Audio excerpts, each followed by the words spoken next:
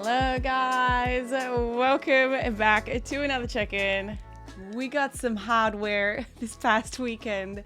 This is the first time that I placed in the top 5, I guess, first call outs. I placed 4th, so I am so freaking excited and very happy with the outcome of this past week. Considering this is technically my second pro show to have placed, I am just ecstatic. So I want to go through with you like this past weekend, do a quick recap. I've got some video footage that I took whilst I was away in Louisiana, which was the first time that I believe I have been there, and then go over some of my data and yeah, I guess talk about like how I will proceed this year with all of my like future competitions, like what ones might I do, and just what's the plan in general. So I was getting lots of questions about that, so maybe that's a good place to start. So I've actually just got my computer screen pulled up in front of me, and again, sorry that I'm kind of looking up and away from you guys. My screen's much higher than where you are here, but anyways. Hopefully you can see what I'm looking at. So we've obviously just had highlighted in blue on the screen the Optimum Classic. So this is a really last minute decision from a show perspective. I'm so glad that I did this one. It was a really cool, fun show. The people were so friendly. The show ran like so well. If anyone hasn't done this show or is considering doing a show, I think for the audience and the spectators, they had like such a great setup. They had like VIP tables where I guess you could order food and beverages, which I thought was like fun and novel for like spectators that are coming along and want to have a good time. That's not something that's offered at every show. And then for the athletes, gosh, they took care of us. Backstage, they had like tables for us to sit at as opposed to just sitting around on the floor. And then they had like all this delicious food for everybody to enjoy on the finals. In the evening, they had a full bar backstage, which is something that I've never seen. So yeah, they really tried to take care of you, and the people were just overly friendly. And yeah, I had such a wonderful time. I met some really, really cool people too. So yeah, as far as the show outline for the rest of the year, so just to put things in perspective, obviously the Olympia is the first or second weekend of October. So I believe it's the 9th through to the 12th. So it's like a 4-day like event. There's lots of categories. It's a big show. It's out in Las Vegas. I'm probably going to go regardless of whether I make it or not. I just think I've really enjoyed watching the sport. I've gotten behind the men's bodybuilding. I love following that.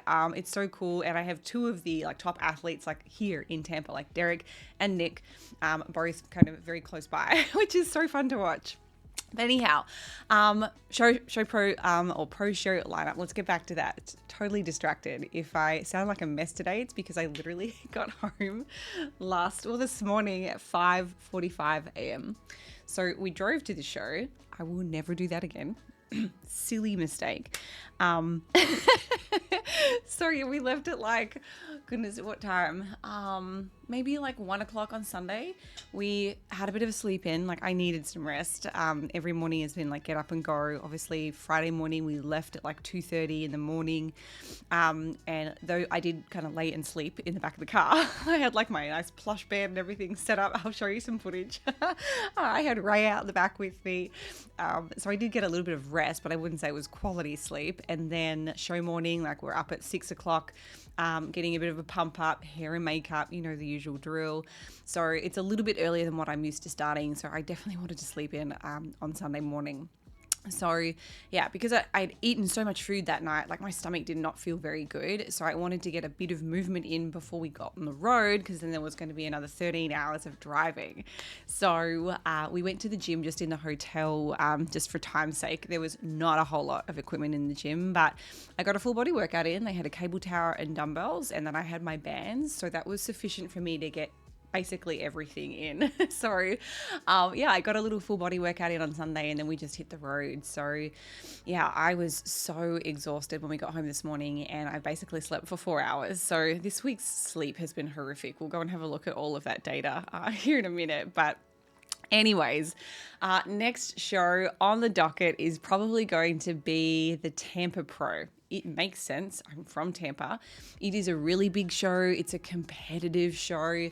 So I mean, there's not really a whole lot that I'm going to be able to do, I think, in the time frame that I have between now and then. So the Tampa show is the final weekend of July. So I think it actually runs into the first of August, something like that. I think, again, it's a big show, so it goes over 2 or 3 days.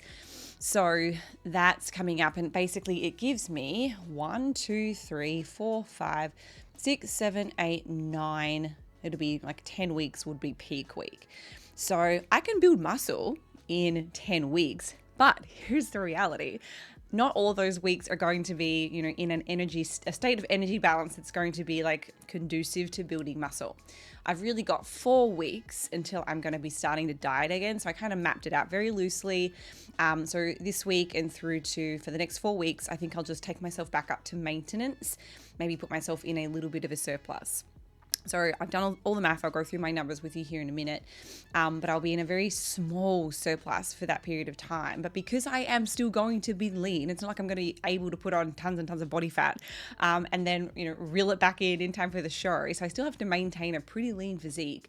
I'm definitely compromised at how much muscle I'm going to be able to grow. We're talking fractions of a millimeter here. Sorry, but I will do what I can, and I am going to hustle. My new glute program is like pretty stacked. It's going to be, I think I worked out 40 something sets on Glute Medius, which is crazy. And that's kind of, pushing the limits to what we even know is effective. There's going to be a point where you start to have diminishing returns. The downside is if we even look to research for guidance on this, there isn't a whole lot of information we can pull from. Like, it's not every day that you get professional athletes just kind of volunteering, and doing studies with really high training volumes to know like what that upper ceiling looks like. In fact, there was a 2018 study that looked at a high volume training program. It was about 45 sets per week, and it was focusing on the quads. But the problem with that particular study was that it is set up in a very different fashion to how I would actually train. So the practical implications are very different. So for example, despite this high volume that focused on the quads, it was a 3-day training frequency. I would not be doing 45 sets on my glute medius in just 3 days. It's going to be like 4 or 5 days. So I would be splitting that up differently, and that might actually be better for like optimizing muscle growth. So the frequency isn't really comparable. And then it's also limited by like exercise variety. So they only used 3 different exercises in this particular study. They used the leg extension, squat, and the leg press to target both the lateral and medial portion of the quad. But again, that's so different to how I would set up a training program. I would set it up with significantly more variety to potentially help hit different areas within the quad. And they only looked at 2 sites of muscle for muscle growth. So, you can't really look to science to help guide any of these decisions. It's just not really a direct comparison or translation to what we do in the practical sense. So again, it's another reason why I'm super excited to be putting together a new research paper that specifically focuses on glutes and shoulders that is set up a little bit more like in the way that an athlete would train. So it's going to be a lot more work from a research perspective because you've got to have, volunteers and research assistants like in the lab many more days. It's nice when it's only a 2 or 3 day training study because it's just not as involved. But it doesn't necessarily, have the same then carryover to, how we train as athletes. But that's another story. So yeah, what can I grow in 4 weeks being at slightly higher calories? We're talking fractions of a millimeter here. And then as I enter back into fat loss, I don't know, it's certainly possible that I could still continue to grow during that time if I'm pushing really hard and I'm at that upper ceiling. But I don't know. I'm actually likely to go into the lab this week. I'm going to get my medius and my max measured. Today would be the best day to do it because I have had a full day basically of rest doing nothing, and you don't want to go in and have your measurements done when you're still in an inflamed state because that inflammation unfortunately can, cloud the measurement and it can end up skewing your results. So yeah, I want to go in, get my glutes measured, and I'd love to see like what I can actually do like very objectively with direct measures of muscle thickness. I'm going to get that ultrasound out and just see what I can do. And I'll obviously report it all back to you guys because I'm so interested and intrigued what, you can actually accomplish. So I'll dive back into fat loss for a few weeks before the Tampa Pro. I'm estimating that I still probably am going to come in around the same level of leanness or conditioning, but I have still got so much more like ceiling in terms of my like carb loading. I don't think I've really scratched the surface in these last 2 shows that I've done, and I've never peaked in a way that would rival, I guess, the peaking strategy that I would implement for like a bodybuilder where they're really trying to maximally fill out. Keep in mind, like, my background has been in fitness, which is like a muscular division, but not crazy, but it's never really favored like a super hard, full, look. So I've never peaked myself for like that type of aesthetic. So this is kind of still me, even though I've like programmed for so many other people, male bodybuilders, figure competitors, women's physique, like I have coached all these folks. I personally haven't had to peak that way. So it's still like, you know what you're doing in terms of like implementation, but I have a personal bias towards like coming in leaner and not as full. So I just have to like get out of my own way and just have faith in that process and know that, hey, Holly, like you can eat some more carbs, you're going to be fine. So yeah, I'll show you the numbers that I actually hit this past week to kind of come in a little fuller. But seeing the video and the footage from stage, I think I have still got a lot more flexibility and room to play around with my numbers. So it's still kind of a learning experience for me personally, playing around with this, and it's been fun. So yeah, I think I'll still come in at the same level of conditioning, but I've got, I'll use a lot more carbohydrate to kind of fill out that muscle, to bring up my glute even more. But I think my numbers in terms of weight on the scale that I'll be shooting for are still going to be around that 127 number. But when I hit stage, I'm probably going to be closer to 130. Again, just based on glycogen and water retention inside the muscle. So yeah, that means that I'd need about 6 weeks to kind of bring it back in.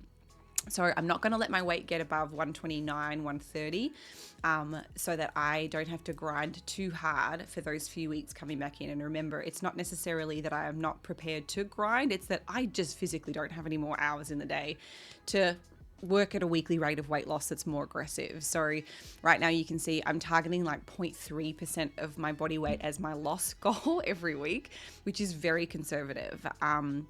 Other folks that have a little bit more free time might be able to push a little bit harder and maybe get their weight up a little bit higher in this kind of gap period, but I don't have that luxury at the moment, though I would love to. So that's kind of my reality for the next couple of weeks. And then looking beyond the Tampa Pro, again, I'm just going to assume that like I'm still a baby in this sport. I have no idea how I'm going to do.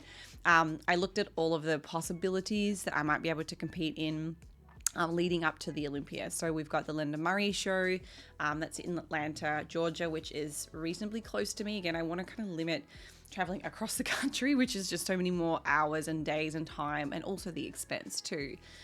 It gets very expensive if you don't have a sponsor like kind of bringing you around. So that one's nice and close to me. Then I have the McAllen, Texas show, which is the RGV Pro show. I met Miss Bernadette, which is one of the, hosts of the show when I was out in Pittsburgh a few weekends ago. And she was like, yes, come to this show. It'll be so fun. She's lovely. So I also have friends over in Texas. So I think that would be a good one for me to go to. And it's, again, not too far from where I am. It's either a 13-hour drive or I think I will just fly. And then obviously right by me, literally an hour drive away, the following weekend is the Sarasota show here in Florida. It's called the Florida Pro Show. Battle of the Bodies, which is Janet Leung's, I think that's the pronunciation, her show here in Fort Lauderdale, which is, again, neighbor 4-hour drive away from me.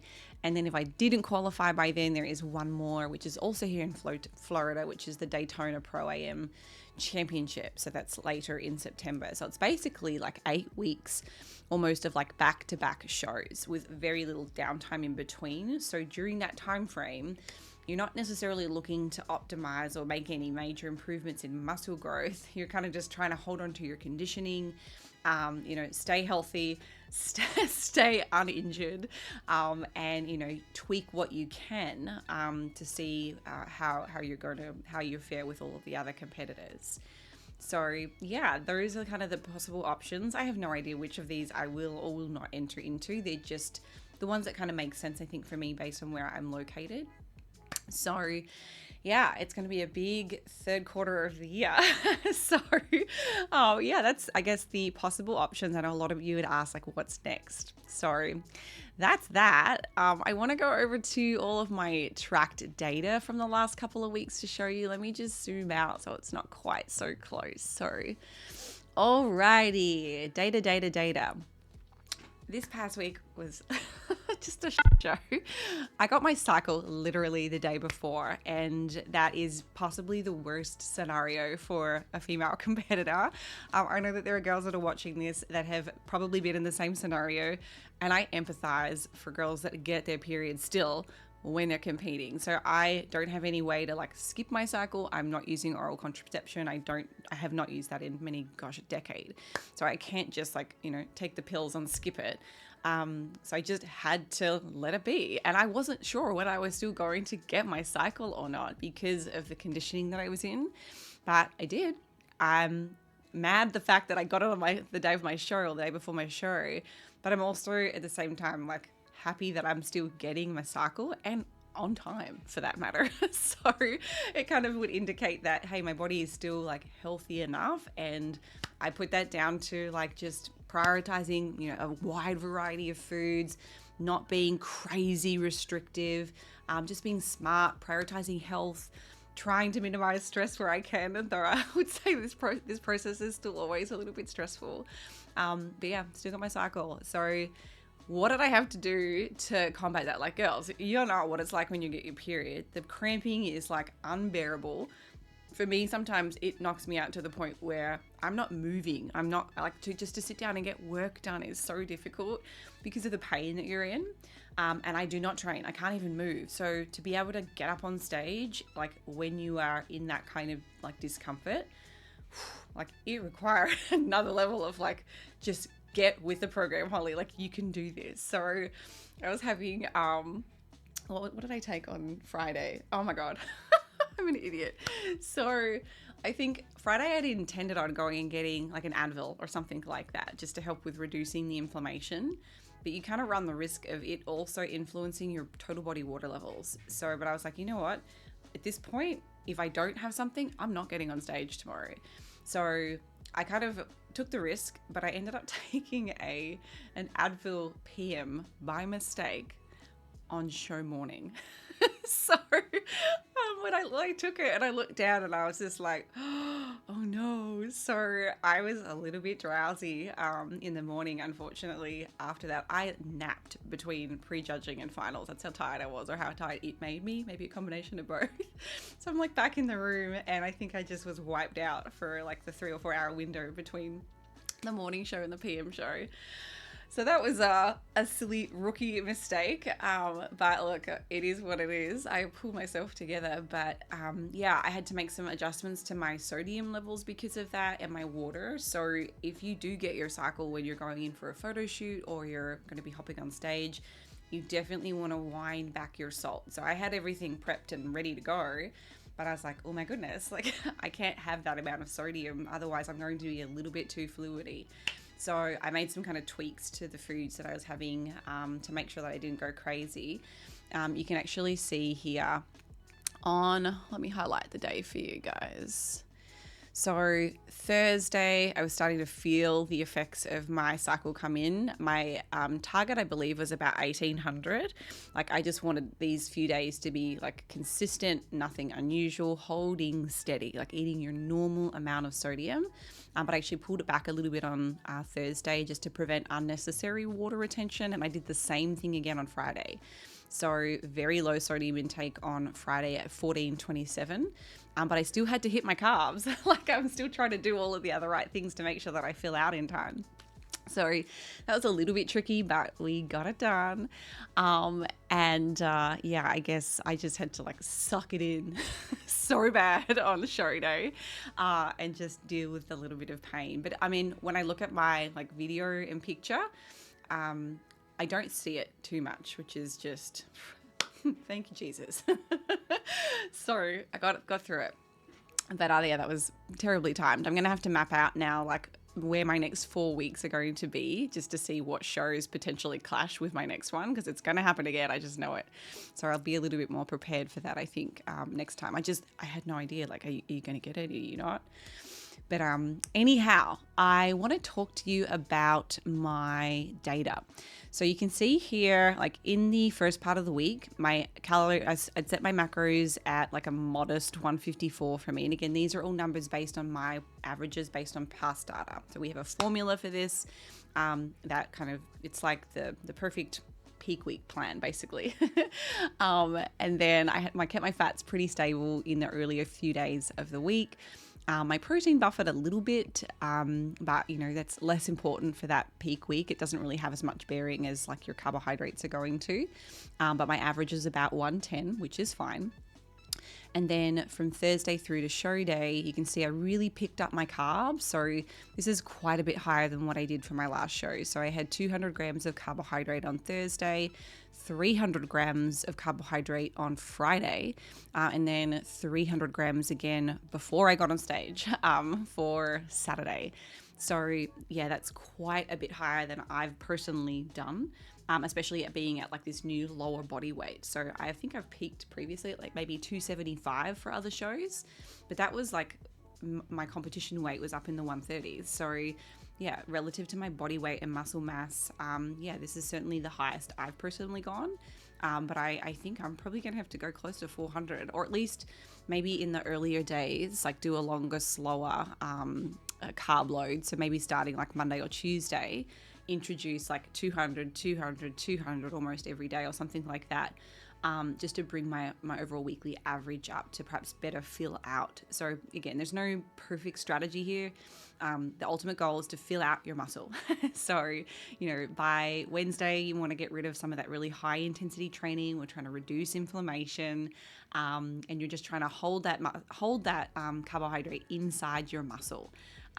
So yeah, I was very selective with which muscle groups I was training in the kind of lead up to that competition, to kind of super compensate in certain areas so that it looked fuller than others. But yeah, every time I've hopped on stage, I mean, it's a learning experience, and like I'm tweaking it as I go, and hopefully that's just going to lead to even better, like a better look for what this division requires. So yeah, I ended up, because I didn't want to put myself into a surplus for that week either, you'll notice that I pulled my protein way down. I was at like 50 grams on Thursday and then 80 on Friday. So yeah, that was purely in efforts not to put my calories back up and like gain a little bit of body fat, which you kind of don't want to do in the hours leading up to your show. So you can see there my average calories in the few days just leading into the competition were 1449. So that's still kind of keeping me probably pretty close to what my maintenance was based on how little my activity levels were going to be. So yeah, I did that. I also dropped my fats quite a bit. I mean, this is below what would be considered healthy and efficacious, but hey, this sport isn't really about that, unfortunately. Again, my goal certainly throughout the whole prep is not to put myself in that kind of position. But for a couple of days, it is what it is. Obviously, I'll rectify all of that immediately now and get myself back into like some healthy numbers. But yeah, I pulled my fats way down again just to maximize where that energy is coming from and where it can potentially go. So that was kind of the strategy leading into this show. So yeah, super happy with how I looked. What else can I tell you about? Coming over to look at my training, my numbers are kind of a lot lower than what they normally would be. And again, that's because I'm also trying to peak. So half of that week is basically rendered out because you're not able to push, you're not able to go really hard, and you're not shooting for fat loss anymore. It's just kind of holding steady so that you can maintain your conditioning. So as a consequence, like my energy balance drops quite a bit. So the last 2 weeks, my average is 3,700 calories, whereas previously, if we go back to like the weeks where I was really grinding and pushing to get down to this body comp, I was up around 5,300 calories for estimated energy expenditure. So that's a big drop. So yeah, it was interesting just to kind of plug in all of this data and have a look what I actually did. My steps were around 10,000, so certainly not perfect. But now I can use all of this data to kind of calculate what my new maintenance calories are going to be for the next couple of weeks. So let's go and have a look at that. I have already done all of the math. I'm not going to bore you with that, but there are lots of calculations that go into this. So just highlighted on the screen here for you. You can see this is what I'm going to be doing now just for the next 4 weeks, kind of at maintenance. Now, this might move me slightly into a small surplus. It's difficult to say because I don't have as much data to make these calculations as I would like. And part of the reason is, if we quickly shoot back over to my master data sheet, I don't have a whole lot of weight data. So you can see here, for the last 14 days, I've only been able to grab a few weigh-ins. Part of that's because I've been traveling, and other reasons for that is just I have been so busy that, I've forgotten to do it. And that's not ideal, leading into this prep, but I'm also very confident with the nutrition and the training. So, I have confidence in that component, like the behaviors that are required to help me stay lean. But I didn't get a lot of weight data. So that's a limitation for me when I've calculated my maintenance calories. But again, I feel pretty comfortable with these numbers just because I've been doing this for a little whiles now. So 1565 is what I'm going to bring my numbers back up to. Again, if you're wanting to know how to calculate your maintenance calories after you've done a diet, I have a couple of YouTube videos that literally spell this out for you. They are old. I am not going to look like this. I've got like blonde hair. It's like, I don't know, from 2019 or something. I can't recall the exact year. But anyway, the math doesn't change. It's still exactly the same. There's been nothing in terms of like evidence to come out that would indicate that I need to make any adjustments to how I make that calculation. So yeah, I'm going to try and keep my protein around 120, so a little bit higher, just to potentially maximize any, growth that I might be able to achieve over the next few weeks. 170 carb, which I know it's still so low, like relative to a lot of people's off season, but again, I'm maintaining a pretty lean physique right now. These numbers are not pleasant. So 170 is what I will be shooting for, and 45. Again, you know me, I've been pretty flexible throughout this prep, so these numbers will probably bounce back and forth depending on what I feel like eating in order to maintain that kind of calorie intake. To be at this level of leanness, like you have to be able to find balance between the foods that are voluminous, fibrous, that keep you feeling physiologically satiated, but then there's also like the psychological satisfaction to keep your head in the game. And for me, like as a foodie, someone just loves cooking. Well, I've done a lot less of that lately. But someone that loves eating, that's the compromise. So there's just a lot more math and just, tracking and moving numbers around to make it work. So yeah, those are my targets. I will be looking to get my fiber back up just from a health standpoint, and just from a gut GI standpoint too. I think your GI just feels a lot better when you've got a consistent amount of fiber. So I'll certainly strive to do that over the next few weeks. And then my training. Okay, so I calculated just before, I have the numbers written here. I've basically been in a 382 calorie deficit for the last 2 weeks. So my average calories, if we go back over to my tracked data here, were about 1407. Trying to think where this came from. Let me highlight the cells here. Yeah, there we go. Okay, so the last 2 weeks of data that I've highlighted here, my average calories were 1407, and my deficit, based on what I believe I've lost over the last 2 weeks, which was about a pound, indicate 382 calorie daily deficit. So how did I then use that to help set these targets? So I basically split that number down the middle, because I don't want to take my calories up from 1407 to 15, 16, 1707, because calories are nice, but guess what? I have a lot less time to go and exercise. So I actually wanted to make some changes to how active I was over the next 4 weeks, because that is tough for me to execute at the moment, just with work and like all of our businesses and things. So I wanted to split that kind of 50-50. So I've allotted 191 calories to my diet. So 1407 plus 191. It's kind of rounded me up loosely to these numbers. And then I've also taken that 3,800 calorie number. Remember how I said earlier, based on the last 2 weeks of data, my average energy expenditure has been about 38 or 3,700.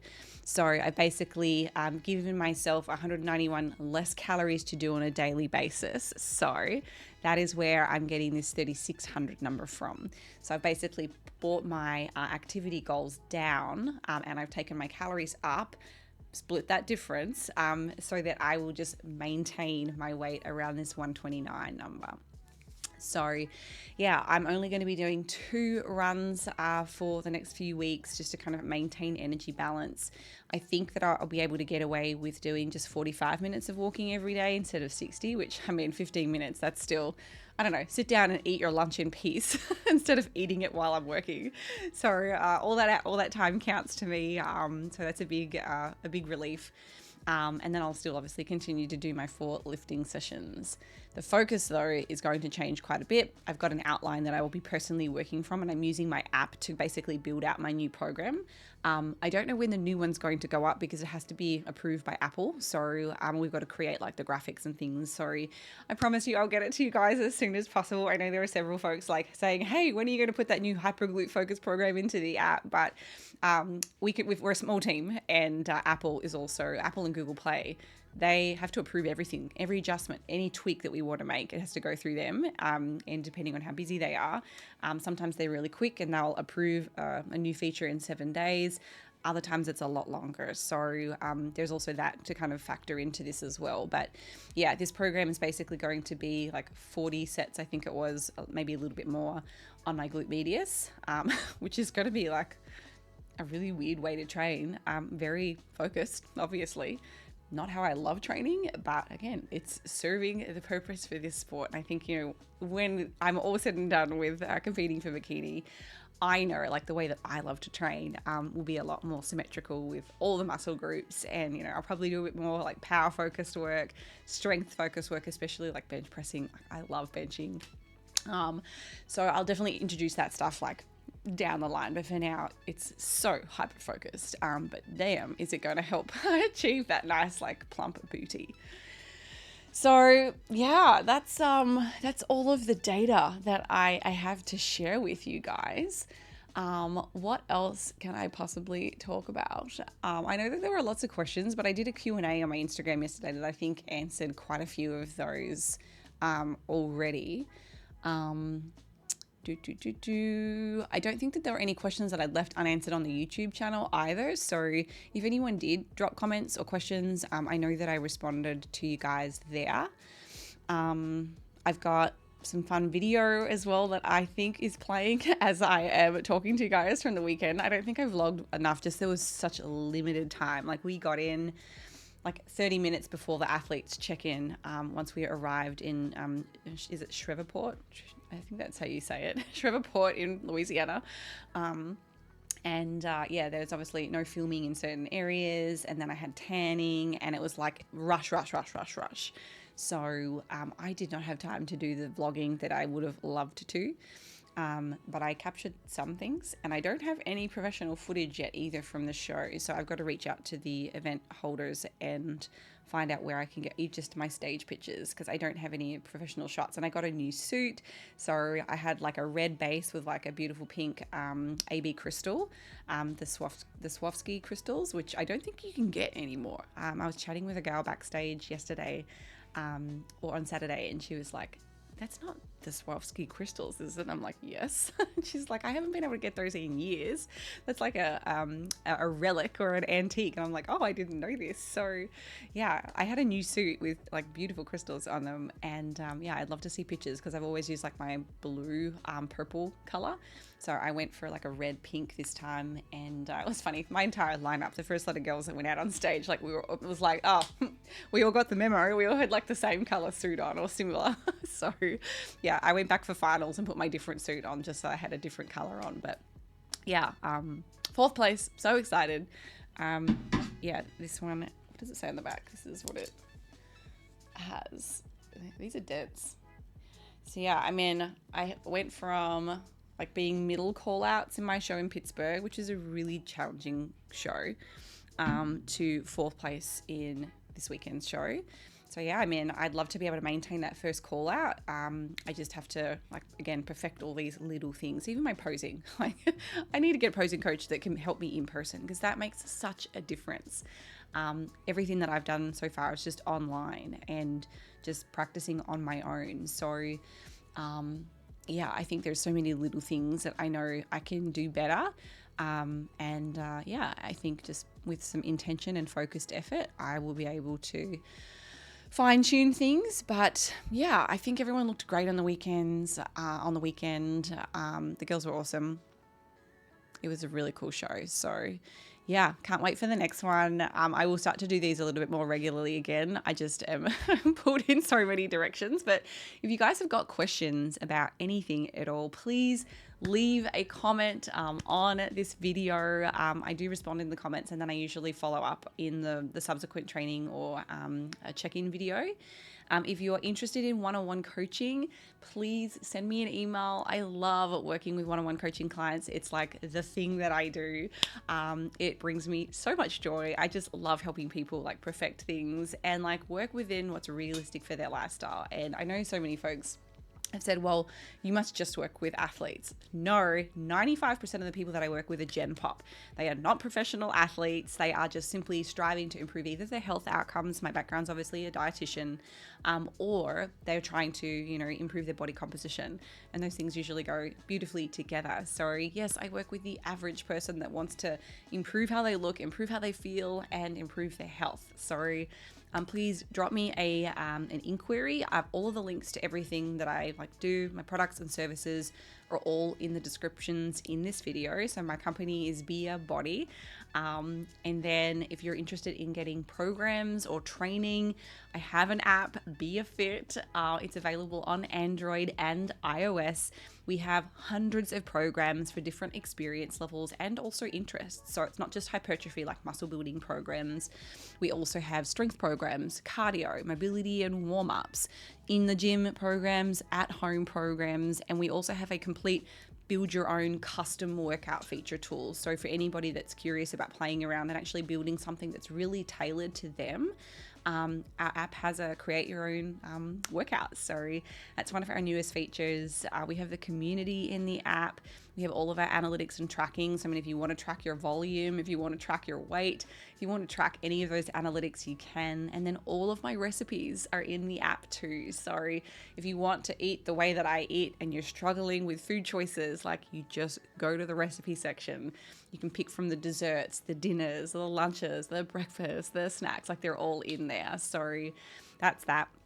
And then lucky last, I think we have our final BiaBrain issue coming to you guys this week. So it'll be issue number 12. This is going to be the final issue that we have of BiaBrain, and then we're actually going to be turning this into a course.